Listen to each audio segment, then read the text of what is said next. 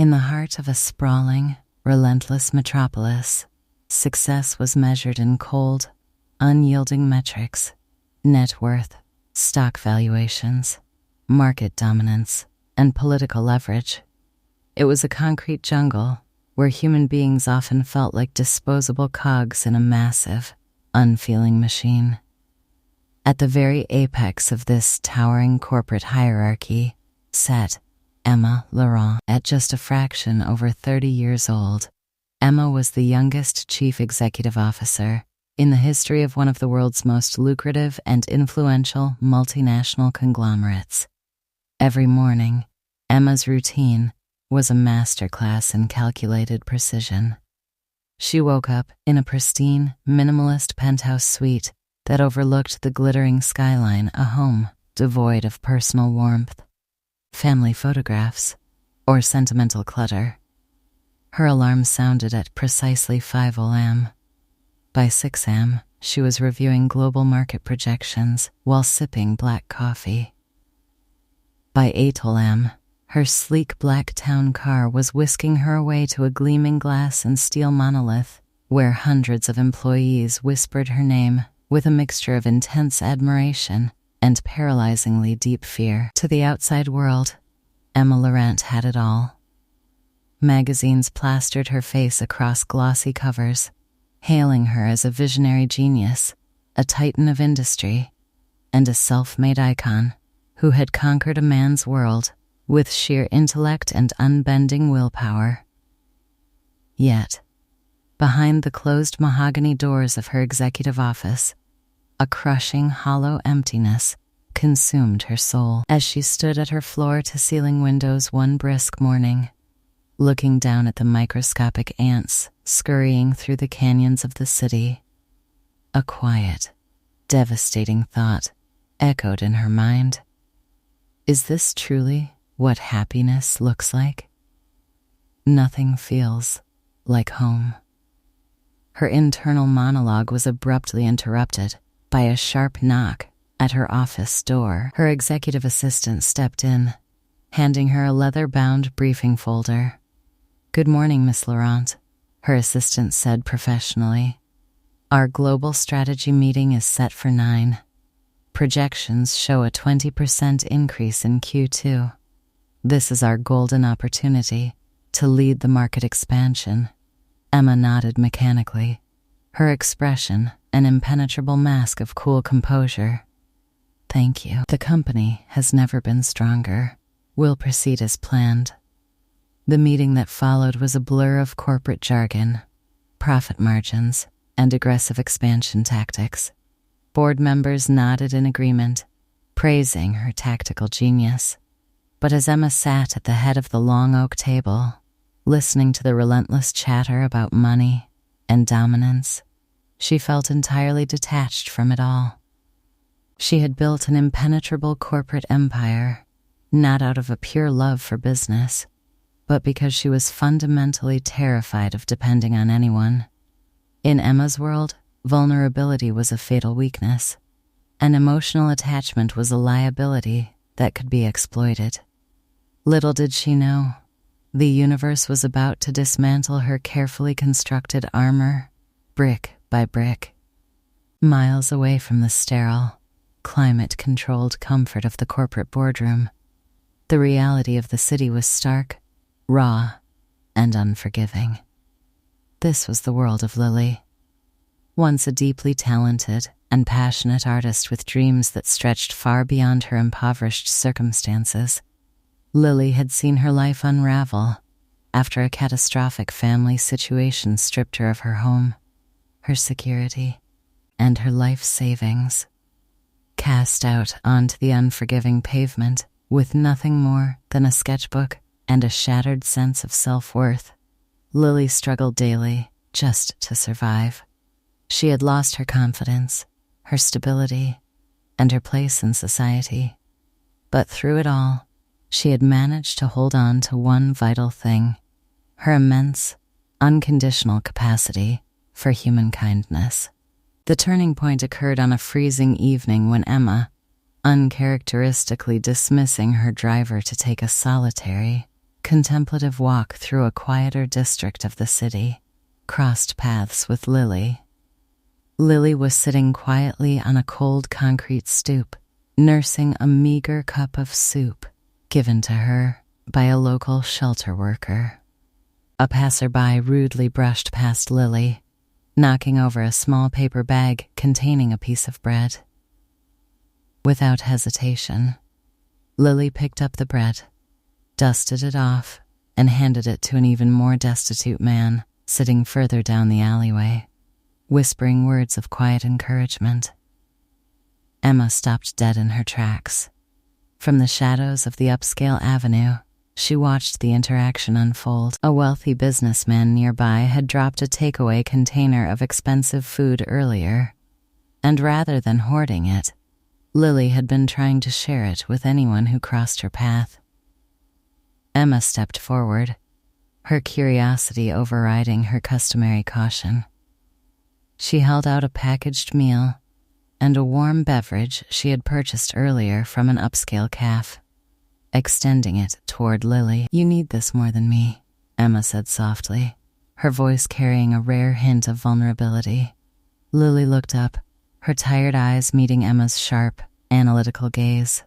She accepted the food with a gentle smile, though her words carried a profound weight. "Maybe, but everyone deserves kindness." Emma frowned slightly, unsettled by the raw sincerity in the stranger's voice.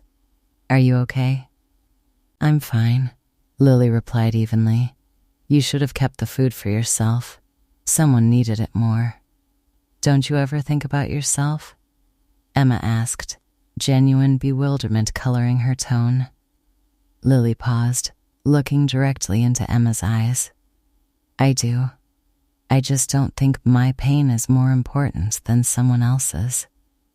Those simple words struck Emma like a physical blow. Standing there, in the freezing wind, draped in designer wool and expensive jewelry, Emma realized that this homeless woman possessed a spiritual wealth and emotional clarity that no amount of corporate billions could ever buy. The following evening, driven by an inexplicable gravitational pull, Emma returned to the exact same street corner. To her surprise, Lily was still there, sketching silhouettes of passing strangers into a tattered notebook. As Emma approached, Lily looked up, recognition sparking in her eyes. "You came back. I guess I wanted to make sure you were okay," Emma admitted, feeling slightly unaccustomed to justifying her actions to anyone. "People usually ask that and leave before hearing the answer," Lily noted with a soft, melancholic smile. "Then tell me the answer," Emma urged, sitting down on the cold bench beside her in action that would have horrified her corporate PR team. For the first time in her adult life, Emma Laurent felt like someone was truly listening to her, and in return, she opened her ears to Lily's story. Lily spoke of her past life as an artist, the sudden betrayal of family circumstances that left her homeless, and the daily humiliation of being rendered invisible by society. Yet, she emphasized her core philosophy. "I lost almost everything, but I refuse to let losing things make me lose myself."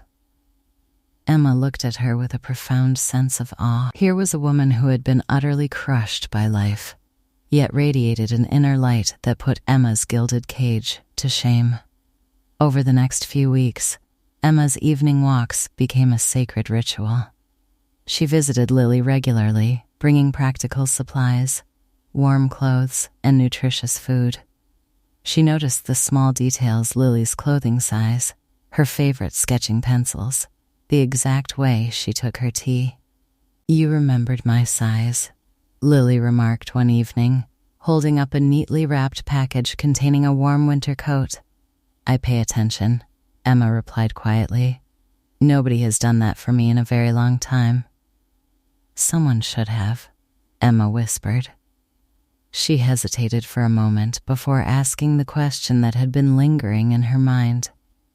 Why do you keep coming here? Why do you let me visit? Because with you, Lily smiled, her eyes softening. I feel like myself again. Can I invite you over sometimes? Maybe for a coffee if you don't mind my current arrangements. I don't know if that's a good idea. Emma demurred softly, though her heart was racing. Why not? Emma looked away, a shadow crossing her face. I thought if I became successful enough, if I built walls high enough, nobody could ever hurt me. Did it work? Lily asked gently. Emma shook her head slowly. No, maybe you don't need stronger walls. Maybe you need someone you can open the door for. The words hung in the crisp night air, heavy with realization. Looking at Lily's resilient spirit, Emma made a decision that would alter the trajectory of both their lives. I want you to work at my company. Lily stared at her in utter disbelief. What? Why would you do that? You don't even know me that well. I know enough, Emma said with absolute conviction. The transition from the streets to the upper echelons of a global corporate headquarters was anything but smooth. When Emma walked Lily through the gleaming marble lobby of her company on Monday morning, all eyes turned toward them. Whispers rippled through the open-plan offices like wildfire. Who is she? She doesn't fit in. Look at her clothes, so completely out of place. Despite the skeptical glares and elitist murmurs of senior executives, Emma placed Lily in the creative strategy department. Recognizing that a mind shaped by genuine human struggle and artistic passion was infinitely more valuable than a row of business degrees. It didn't take long for Lily to prove her worth. During a high-stakes strategy meeting, where senior VPs were hitting a brick wall trying to capture a younger demographic, Lily quietly offered a revolutionary idea, leveraging grassroots user creativity and authentic storytelling for corporate revenue. Emma beamed with pride as the room fell silent, followed by an eruption of applause. Lily, that's brilliant, Emma declared, her professional mask slipping to reveal unfiltered admiration. However, success in Emma's world bred resentment. At a subsequent corporate gala event, Lily attended wearing a simple, elegant dress provided by Emma, while guests and investors admired Lily's unique creative perspective. Conservative board members and envious colleagues cast venomous glances their way. Richard, a senior board member and longtime confidant of Emma's family, pulled Emma aside. She is changing you, Emma. Is that really a wise path for a CEO? Emotions are dangerous in our position. I know that already, Richard, but thanks anyway, Emma replied frostily, turning her back on him. As days turned into weeks, Emma and Lily's professional partnership blossomed into a deep, undeniable romance. In the quiet sanctuary of Emma's penthouse, away from the prying eyes of the business world, they found their true rhythm. They cooked together, debated art and philosophy, and laughed freely. One evening, as Emma watched Lily's sketch by the window, she whispered, "You really make me happy." Lily looked back, her eyes shining with love. "You make me happy, too." Happiness, however, is a fragile thing when exposed to the harsh light of public scrutiny. One afternoon, a sensationalist news blog published an explosive expose titled, "The Ice Queen's Secret." CEO Emma Laurent spotted spending time with women from the streets. Tabloid reporters camped outside the corporate headquarters, shoving microphones into employees' faces and demanding scandalous details about Emma and Lily's relationship.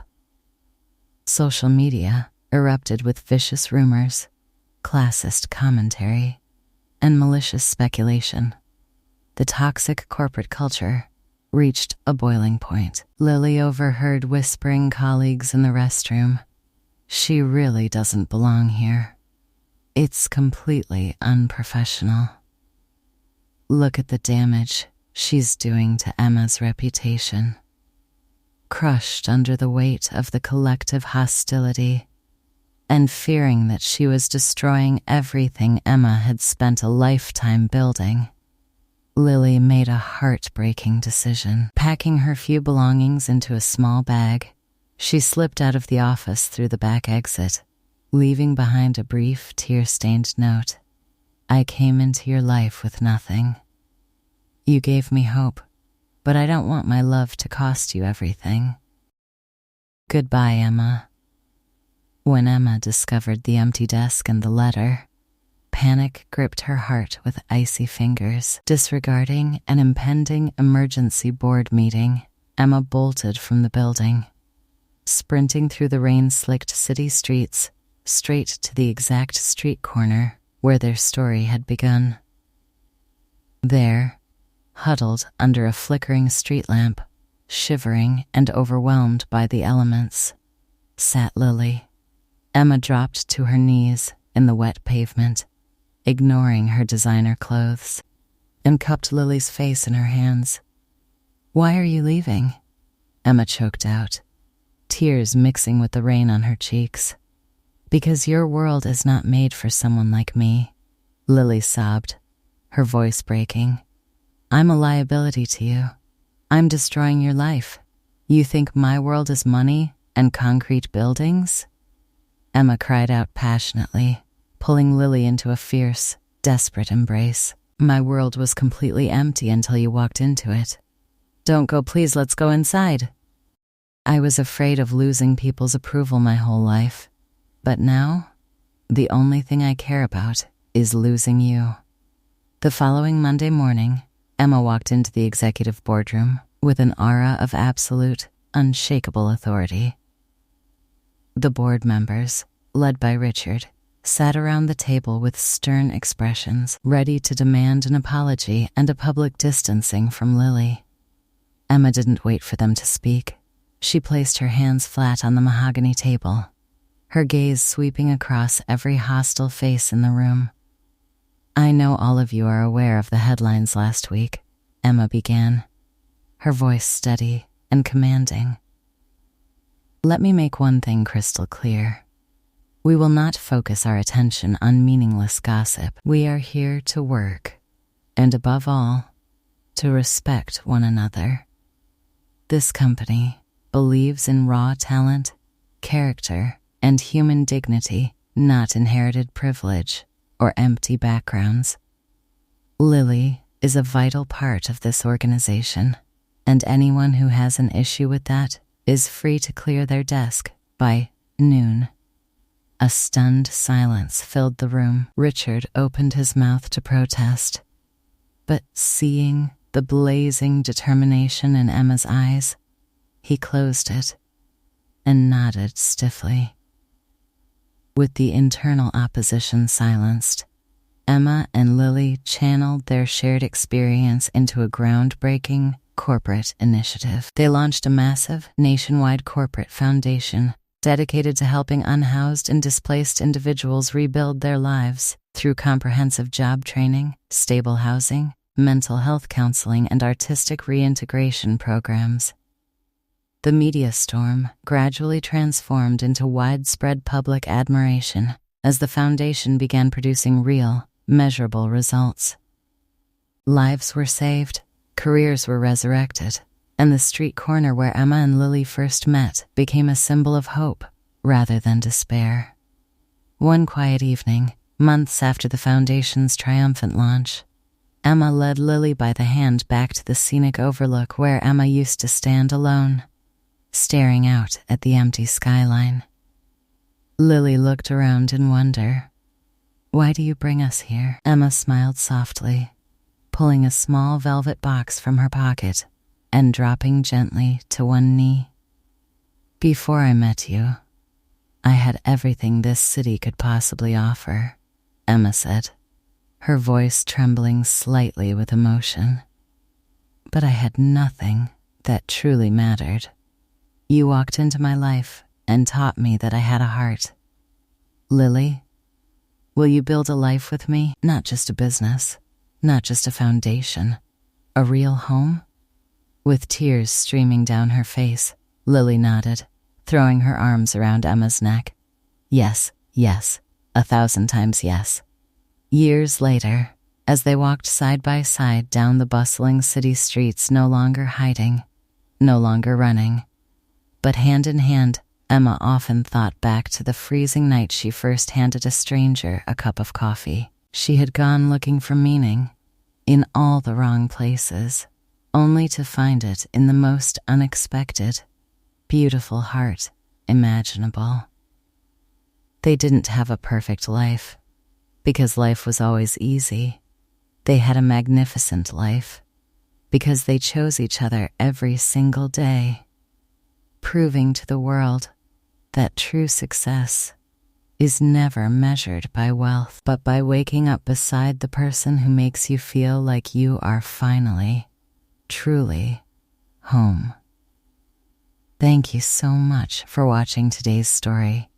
If this video touched your heart, don't forget to hit that like button, share it with someone who needs to hear it, and subscribe to Solo Dad Stories for more touching tales about family, dignity, and second chances. Let us know in the comments below which moments stayed with you the most. We'll see you in the next video. Take care.